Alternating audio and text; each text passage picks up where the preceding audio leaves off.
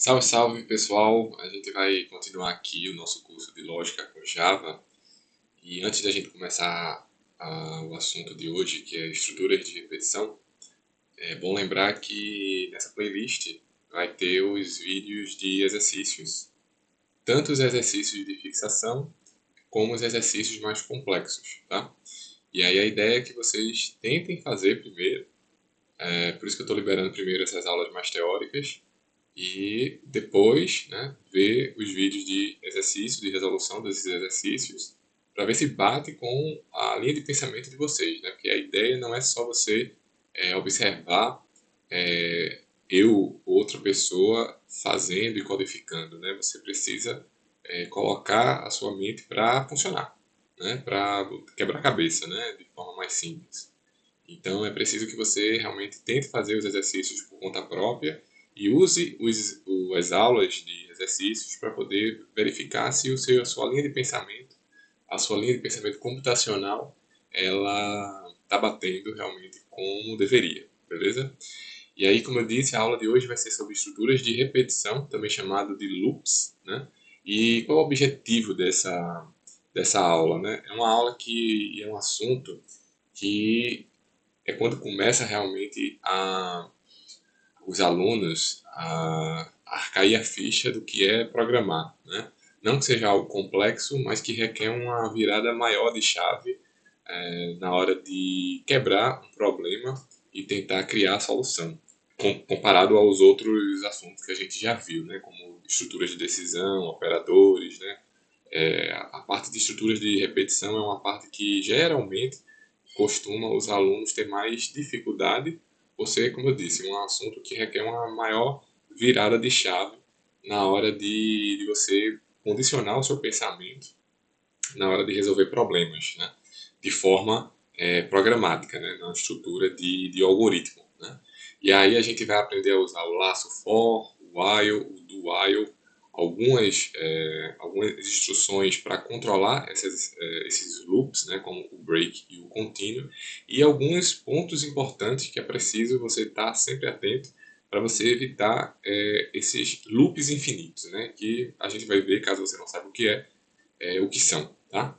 Então a gente vai começar com o laço for, vou colocar para cá.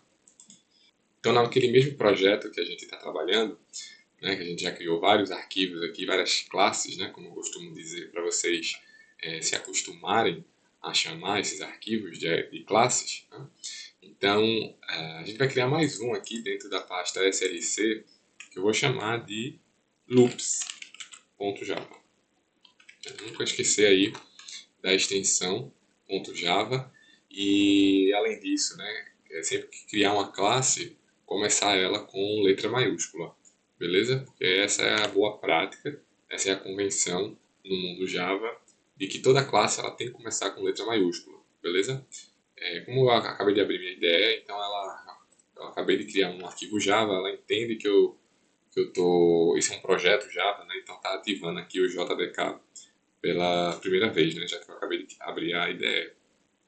Esperar um pouquinho aqui para ver se ele identifica que é um projeto Java. Pronto, ele já identificou que isso aqui é um projeto Java, né? Então tá aqui o Java Ready, né? Tá pronto. E ele já criou, né, a definição de classe padrão, né? E aí, como toda classe que a gente tem criado, né, nesse primeiro momento aqui em Lógica com Java, a gente tem incluído o método main, né? Para a gente poder executar os nossos códigos, né, nossos algoritmos aqui, certo?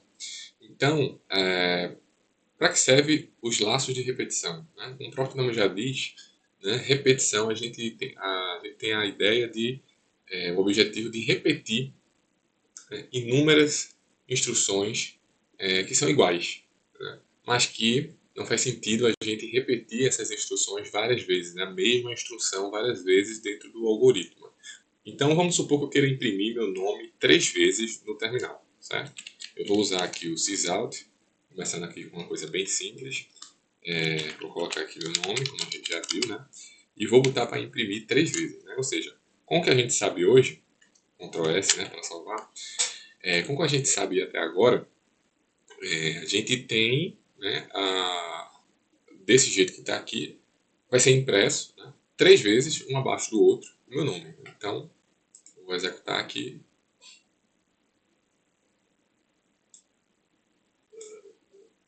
Pronto. Então, foi exibido aqui 3 vezes, né, o meu nome como esperado. Né?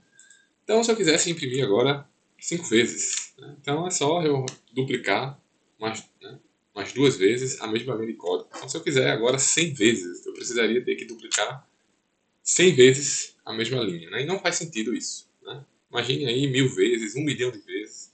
Então, a gente não vai, né, fazer isso. Né? Então, para isso, existe o que a gente chama de estruturas de repetição em Java. Tá? Deixa eu voltar aqui para a prova. Então, eu quero essa mesma linha aqui, essa mesma instrução de imprimir o meu nome no terminal, eu quero que seja executada 100 vezes.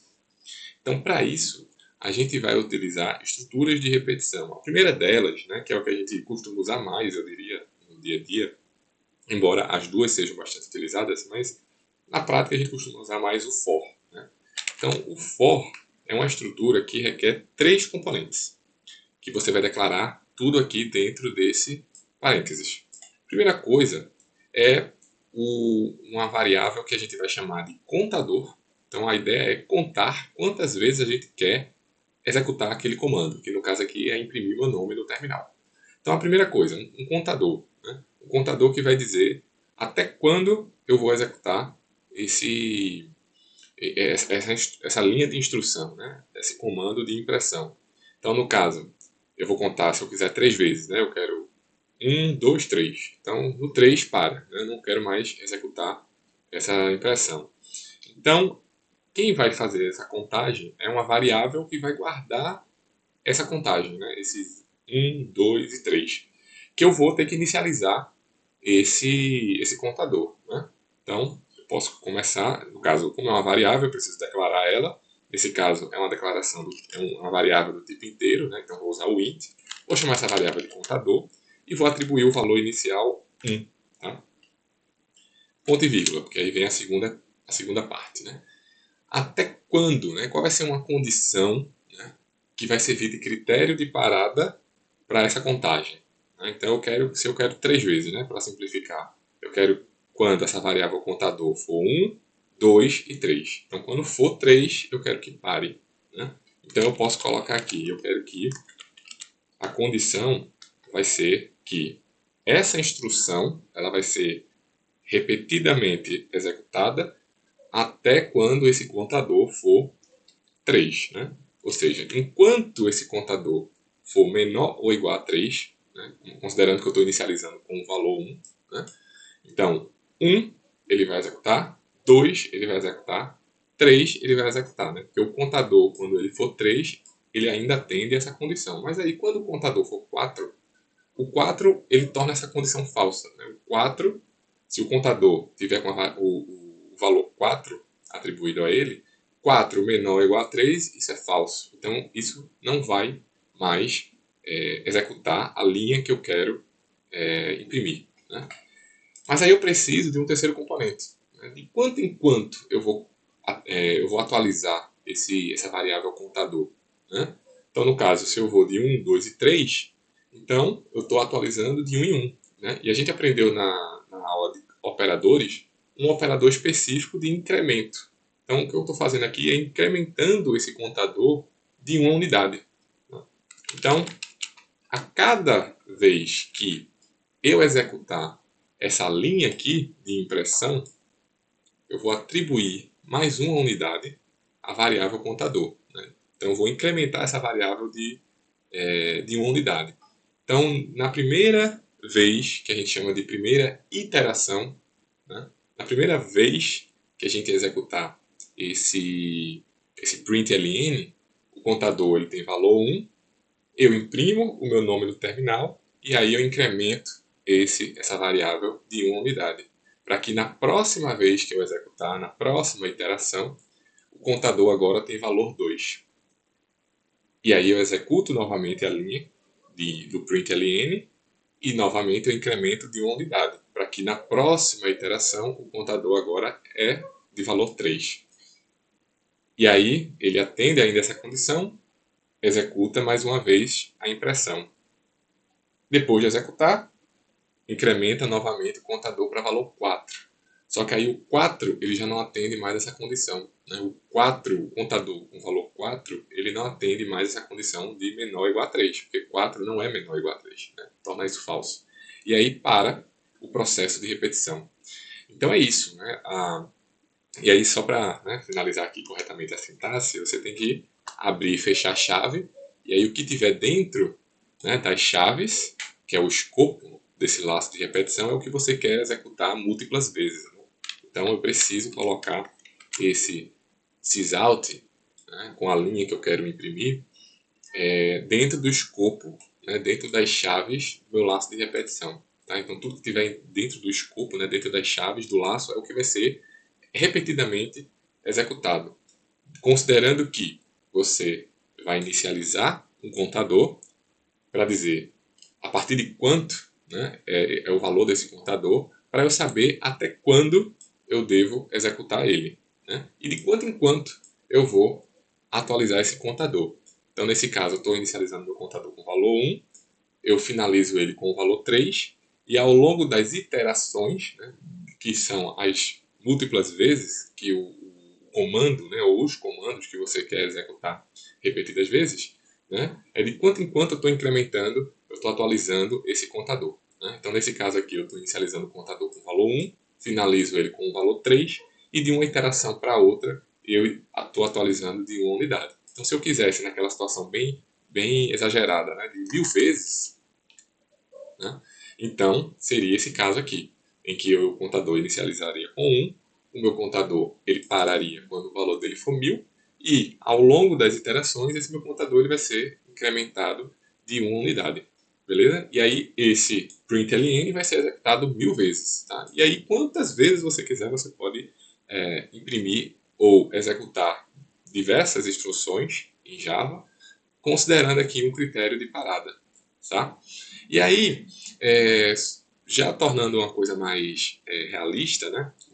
Uma coisa mais prática do dia a dia, né? A gente costuma declarar essa variável contador com um valor mais do tipo i, né? Então, para ser mais prático, tá? Eu diria. E aí, se eu quiser, né, usar o valor i, j, k, né, geralmente são esses caracteres, né, essas letras, essas formas de representar uma variável contador. A gente geralmente usa essas variáveis i, j, k, tá? Na prática do dia a dia. E aí, mas aí vai funcionar do mesmo jeito, tá? É só questão de nomenclatura mesmo, para você não ter que ficar todo o laço de repetição declarando a variável, né, contador. Né? Então, a gente costuma avaliar essas letras i e jk para isso. Então, vou salvar aqui e aí você vai ver que, no caso, eu vou, para simplificar, vou botar 5 vezes. Tá? Então, eu vou executar novamente. Pronto. Então, ele imprimiu meu nome aqui 5 vezes, sem eu ter que precisar, né? Sem eu ter que imprimir, na verdade, sem eu ter que copiar essa mesma linha de código 5 vezes. Tá? Então, veja que eu só estou executando uma linha de código, estou representando apenas uma instrução, mas que por meio do laço de repetição, essa linha de instrução ela vai ser executada 5 vezes nesse caso. Tá? Mas aí eu tenho outra forma de fazer isso, né, essa estrutura de repetição, usando outra estrutura, que é o while. Né? While, em inglês, né, ele significa enquanto. Tá? Então veja que quando eu incluí aqui, ele já me coloca uma condição, tá? Que é justamente o critério de parada. Na verdade, o for e o while, eles são vai ter os mesmos três componentes, né? Mas a forma de representar, a forma de você escrever é diferente. Mas você vai precisar, assim como no for, você vai precisar de uma variável que faça a contagem, vai ter que inicializar, você vai ter que definir até quando e você vai ter que definir qual é o incremento. Né? Lembrando que aqui também pode ser o decremento. Então você pode, só para exemplificar, o meu contador ele pode começar com 5, eu quero que ele vá até 1, mas no caso aqui eu tenho que trocar o meu critério de parada. Né? Eu preciso dizer que enquanto o meu i for maior ou igual a 1, já que ele vai começar com 5, e ao longo das iterações, né, eu decrementar. Isso é menos usual, mas também é possível. Né? Então você pode começar com 5, 4, 3, 2, 1. Então você vai ainda executar 5 vezes, só que de trás para frente. Né? Na hora de fazer a contagem. Né? Não é natural isso no dia a dia. Né? Você não faz uma contagem do maior para o menor, mas você eventualmente pode fazer tanto na vida quanto aqui no laço de repetição. E aí a saída vai ser a mesma. Tá? A diferença é que você, em vez de estar incrementando o seu contador, você está decrementando. Mas aí vamos voltar aqui, vou voltar como estava antes, né, para a forma mais usual. E aí eu vou reescrever esse meu laço de repetição aqui do for da mesma forma, né, só que agora usando o while, tá, que é o enquanto. Então, como eu disse, você vai precisar inicializar uma variável contador, certo? Então, int i igual a 1, por exemplo, né, assim como a gente fez antes. A condição é justamente esse critério aqui de parada. Né? Até quando eu vou imprimir, né? Eu vou fazer a mesma coisa, né? Eu vou imprimir o meu nome no terminal, tá? Mas eu preciso dizer até quando, né? Até que valor desse contador eu preciso dizer para ele parar. Né? Então, no caso, é a mesma, no caso aqui, né? Vou ainda colocar 5 vezes. Então, eu quero que essa impressão aqui ela seja executada até que a variável contador, que está começando com 1, ele vá até o valor 5. Então, eu quero executar 5 vezes. Né? E aí, falta a terceira parte, que é o incremento. Eu preciso aqui dentro do while fazer o incremento desse contador. E aí funciona do mesmo jeito do for. Eu inicializo o contador, verifico se o valor dele atende essa condição, executo a linha que eu quero executar. Eu estou botando apenas uma impressão para simplificar aqui, né? Mas pode ser um bloco de código bem maior. E aí, depois de executar, eu incremento esse contador para que na próxima iteração, na próxima vez que eu executar, ele vai verificar se o meu contador ele ainda atende essa condição. Então, se eu inicializar o meu contador com o valor 1, na primeira iteração, ele vai verificar se 1 é menor ou igual a 5. Isso retorna verdadeiro. Então, ele vai executar e vai incrementar o valor de i em uma unidade. Então, no caso agora, o valor de i, quando termina a execução dessa linha 11, o valor de i é 2. E aí vai para a próxima iteração, onde ele verifica se 2 é menor ou igual a 5. De novo, isso é verdadeiro, imprime e atualiza. Até chegar no valor em que o valor de i não vai ser mais menor ou igual a 5. Por exemplo, quando o meu i, né, na quinta iteração, né, quando o meu valor de i for 5, 5 menor ou igual a 5, isso torna verdadeiro, executa, e na hora de incrementar, o meu valor de i passa a ser 6. Então ele vai verificar 6 é menor ou igual a 5, vai dar falso. E aí ele encerra esse laço de repetição. Eu vou comentar esse aqui de cima para a gente executar só esse while e ver que a saída vai ser a mesma. Ele vai executar a impressão do meu nome 5 vezes. Beleza? Pronto. Resolvido aqui. Então, o while e o for, né, eles são duas estruturas de repetição que servem com com o mesmo objetivo, mas com formas diferentes de você escrever, né, de você representar esses laços de repetição. Mas por que existem dois? Né? Se você, né, pode ter só um, né? Por que existem essas duas formas de representação? Veja que nos dois casos eu trouxe uma condição que eu sei exatamente quando parar. Existem situações que a gente não sabe exatamente quando parar. Né? Então, a gente não sabe exatamente esse critério de parada. E aí, para essas situações, a gente usa o while. E aí, qual a situação, por exemplo, a gente vai ver isso nos exercícios, né? Qual é uma situação em que a gente não sabe quantas vezes vai executar? No caso de pedir uma entrada válida para o usuário. Né? Digamos que numa questão seja pedido ao usuário, né? Seja solicitado ao usuário um valor positivo. mas ele teimoso vai lá e bota um número negativo.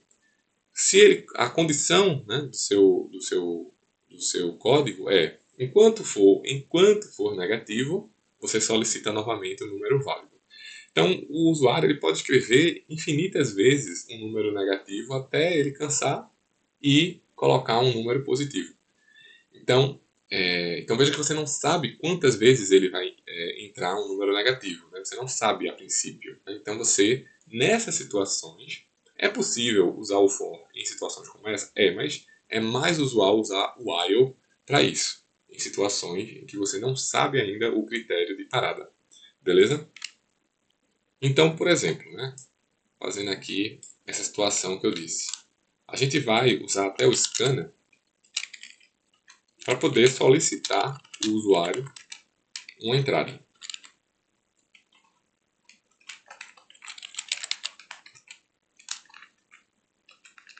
Ok? Então vamos supor aqui que eu vou inicializar uma nota com valor negativo, -1, beleza? E vou pedir a ele, tá? Digite o valor de uma nota entre 0 e 10. Já estou inicializando aqui com um valor negativo. Por quê? Porque o que é que eu quero?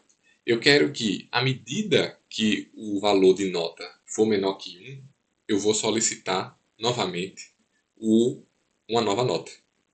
Né? E vou solicitar infinitamente até que o usuário ele entre um valor válido entre 0 e 10. Então, eu já posso começar a minha condição da seguinte forma. Enquanto a nota for menor que 0, ou né, a nota for maior que 10, ou seja, é uma situação em que a nota ela é inválida. Então, enquanto a nota for uma nota fora desse intervalo, entre 0 e 10, eu vou querer fazer justamente essa solicitação. Eu vou querer que digite o valor da nota entre 0 e 10. E aí, vou usar o nosso scanner para poder pegar esse valor que o usuário vai digitar, certo? E aí eu vou usar um if aqui. De novo, se a nota for menor que 0 ou a nota for maior que 10, eu vou dizer para ele nota inválida. Tente novamente. E no final eu vou imprimir aqui o valor da nota.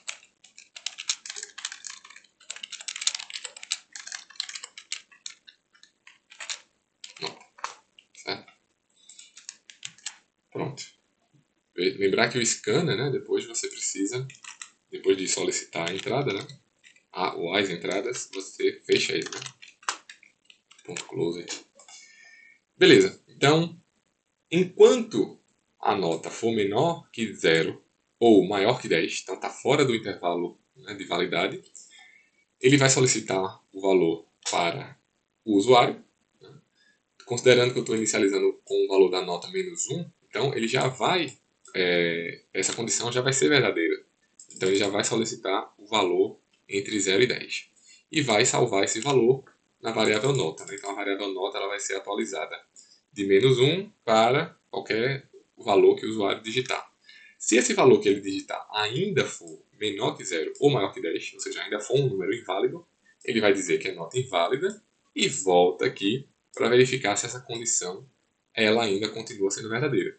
Se o número for negativo, então ela ainda, ou maior que 10, né? Então ela vai novamente executar esse bloco de código que está, de novo, no escopo do meu laço while. Tá? Então, assim, veja que eu não sei exatamente o critério de parada. Eu não sei quantas vezes o usuário ele pode imputar o valor fora desse intervalo. Né?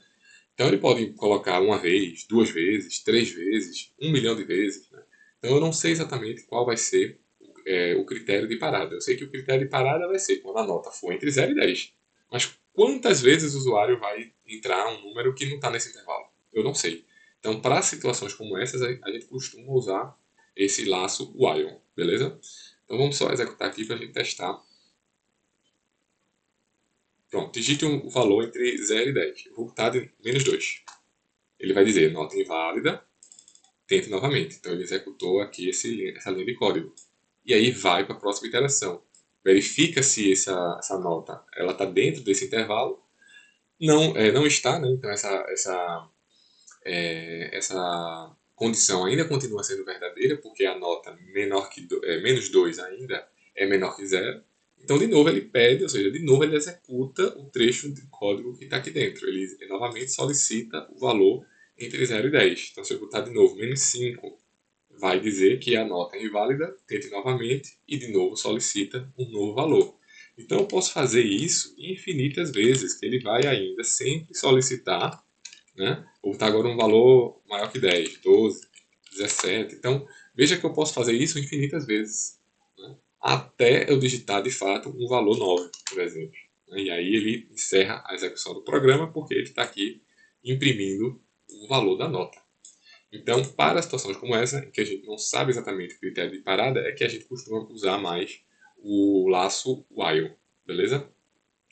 Agora, existe um laço de repetição em que a gente quer forçar que uma determinada condição, uma determinada instrução ou bloco de código, né, ele seja executado pelo menos uma vez. Que aí entra o caso da estrutura do while. Né? Então, por exemplo, digamos que eu queira que isso aqui, né, seja executado pelo menos uma vez. Mesmo quando, né, se eu começar aqui com a nota igual a 8, por exemplo, nota igual a 8 não está nesse intervalo. Né? Nota igual a 8 não é menor que zero e não é maior que 10. Então, ele não vai executar esse laço. Então, se eu executar aqui, ele simplesmente vai cair aqui no valor da nota. Né? Valor da nota 8. Certo? Por quê? Porque ele não atendeu essas condições aqui do meu while. Mas digamos que eu queira que ele execute pelo menos uma vez, independentemente desse valor inicial que eu estou botando aqui para a nota. Então, a gente pode definir o seguinte: do, o que é do em inglês? Faça. O que eu quero que você faça pelo menos uma vez? Eu quero que você solicite para o usuário, copiar e colar aqui. Eu quero que você solicite uma nota para o usuário, atualize o valor da variável nota e verifique se essa nota for menor ou igual a 10, aliás, menor que 0 ou maior que 10. Né? Então, isso aqui que está dentro do do vai ser feito pelo menos uma vez, né? Independentemente do valor inicial da nota, seja ele negativo, seja ele maior que 10, seja ele dentro do intervalo de validade, mas eu quero que o que está dentro do do seja repetido, né? E aí a condição aqui vai ser a mesma. Vou dar uma comentada aqui. Então, o que está dentro do do vai ser executado pelo menos uma vez. O que garante que vai ser executado mais vezes vai ser a condição que está dentro do while, que é semelhante ao que tinha antes. Então, enquanto a minha nota for menor que 0 ou a nota maior que 10, vai ser executado o que está dentro do do. Né? Mas com o ponto de atenção de que o que está dentro do do vai ser sempre executado uma vez, no começo. O que garante que ele vai ser executado infinitas vezes vai ser a condição, né, do while, né, o que está dentro do while. Então você vai ver que agora, mesmo com a nota igual a 8, né, ou seja, uma nota válida, ele vai pedir para o usuário digitar uma nota. Aqui, digite o valor da nota. Então eu vou botar 17. Então aí sim, o que garante que ele vai ser executado mais vezes vai ser essa condição aqui do while. Então, agora, enquanto a minha nota for inválida, ele vai pedir novamente. Então, se eu botar menos 5, vai dar inválida, está pedindo novamente. Vou botar 9 agora, Enter. E aí, pronto. Minha nota sendo válida significa que ela não atende mais essa condição aqui do while. Então, ele chega aqui no valor da nota, né? Ou seja, nessa linha de instrução aqui, valor da nota 9. Beleza? Então, essa é a terceira, né, e última estrutura de repetição em Java. A gente tem o for, tem o while e tem o do while para essa situação específica que a gente quer que execute pelo menos uma vez, beleza?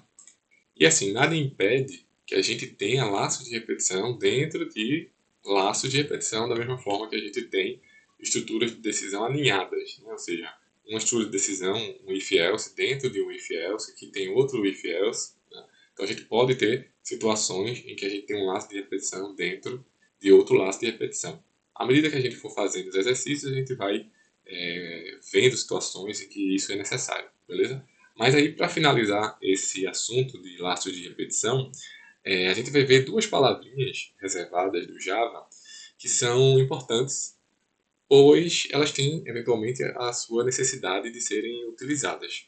Então, eu vou voltar para uma situação, né? Eu vou fechar aqui, aliás, vou tirar tudo. E aí,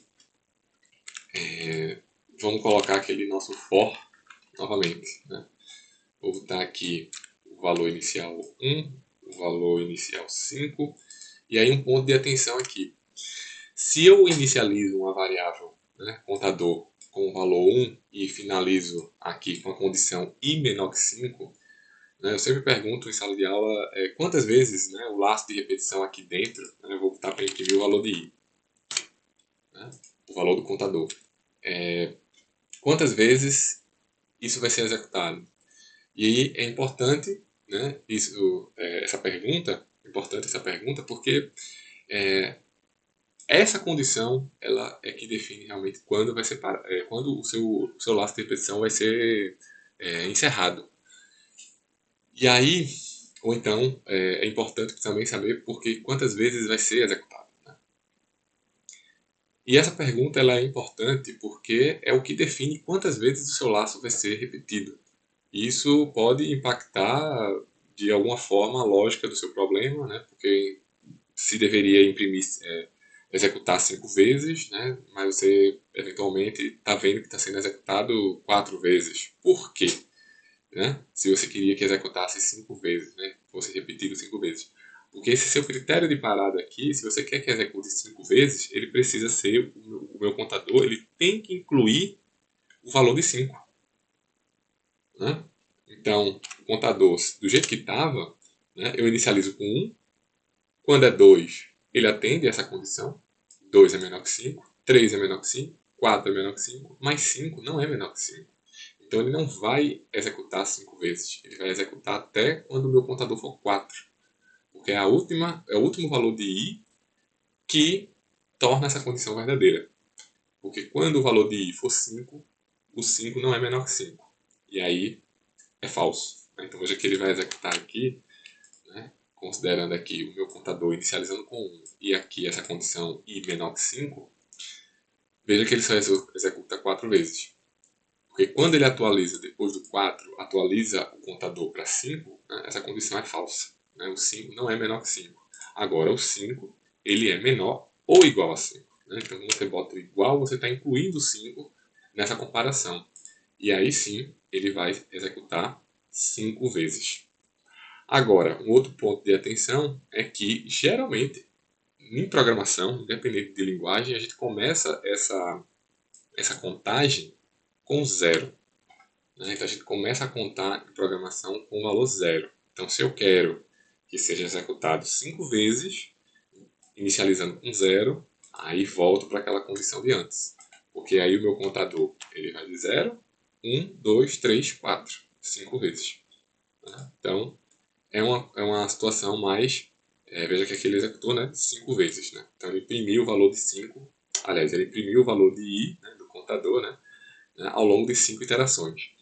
Então isso é uma situação mais usual. Né? Principalmente quando a gente for para a parte de arrays, de listas, em que, né, os índices, né, a gente vai ver na próxima aula, né, os índices desses elementos eles inicializam com o valor zero. Então, por isso que aqui é a forma mais usual, né, de se fazer contagem. Começar com 0 e não com 1. E atentar ao meu critério de parada para saber exatamente quantas vezes vai ser executado o nosso loop. Mas aí, como eu disse, para finalizar, eu quero, por exemplo, que se o meu valor de i for 3, por exemplo, eu quero que seja encerrado a minha meu loop, né? O meu laço de repetição. Aliás, então se o meu i for igual a 3, tá?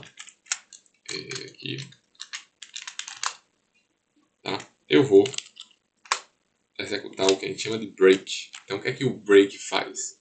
Ele sai do loop, né? Ou seja, ele para a execução do meu laço de repetição. E aí é quando entra naquela situação que eu falei, que a gente pode usar o for para situações em que a gente não sabe quantas vezes a gente quer executar o nosso laço de repetição. Né? É uma forma, não é a forma mais usual, a gente costuma usar o while para essas situações, mas é uma solução. E você, por exemplo, se a nota for entre 0 e 10, você dá um break. Né? Então você pode usar o laço de repetição do tipo for para situações em que você não sabe quantas vezes você quer executar. E aí você usa o break para você parar a execução no momento em que você em determinada condição. Então, nesse caso aqui, para simplificar, eu estou botando que se a condição, né, se o valor de i for 3, ele vai parar a execução. Então, vamos ver aqui quantas vezes ele vai executar. Mesmo colocando i menor que 5, né, ou seja, inicializando com 0, ao invés de ele executar 5 vezes, ele vai executar 3 iterações. Porque quando o meu i ele atingiu o valor de 3, ele parou a execução. Mas existe uma outra palavrinha, né, que é o contínuo. O que seria o contínuo? Ele pula a iteração nesse caso. Então, nesse caso aqui, para essa condição i igual a 3, ele não vai imprimir o valor de 3. Ele vai pular para a próxima iteração. Mas ele vai chegar com o valor de i até 4 nesse caso, né? Que seria 0, 1, 2, 3 e 4. Mas veja que para o valor de 3 ele pulou, porque eu estou usando aqui o contínuo. Né? Então 0, 1, 2, o 3 ele pulou, 4 que é o último valor do valor desse contador. Então, veja que vai existir situações em que a gente vai precisar usar o break e o contínuo. Tá? O break para você simplesmente parar o loop, interromper o laço de repetição, e o continue para você pular uma iteração, de acordo com alguma condição específica, certo? Então, meus amigos, a gente tem aqui alguns exercícios, né, que, como eu falei, a ideia é que vocês tentem praticar por conta própria, mas vai existir as aulas específicas nessa playlist para você verificar se a forma que você está pensando bate com o raciocínio esperado. Beleza? Então a gente se vê na próxima aula de arrays.